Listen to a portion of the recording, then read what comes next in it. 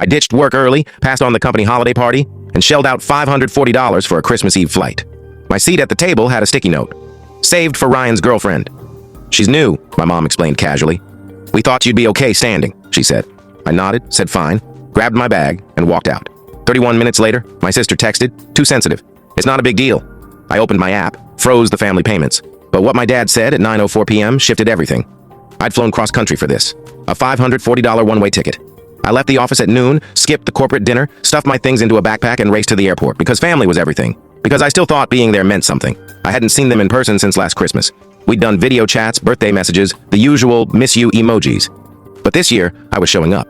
I pictured the scent of baked turkey, the way my mom always scorched the first tray of biscuits, how dad acted like he wasn't tearing up during the midnight blessing. I imagined my place at the table. Turns out someone else had claimed it, literally. I walked into the dining room, snow still clinging to my coat, clutching a damp gift bag with dad's favorite bourbon, and saw the note first. A small blue square stuck to the back of a chair, saved for Ryan's girlfriend. That's all it said. No punchline. No, just kidding. Just those 5 words in Mom's handwriting. I stood there, staring at the note, hoping it might vanish if I blinked enough. Oh, Mom said, emerging from the kitchen with her usual grin, as if I hadn't crossed 3 states to be there.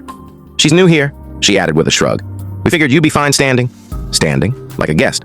Or worse, like I didn't belong. I said, fine, quietly, mechanically. Then I turned, grabbed my bag, and left. I made it 31 minutes down the snowy road before my phone pinged. Too sensitive, it's not a big deal. From my sister, no name, just that. I stared at the text, pulse racing, finger hovering over the reply button. Then I opened my banking app, halted the family support payments, done. But what my dad said at 9:04 p.m. changed everything. It wasn't the sticky note. Not really. That was just the spark.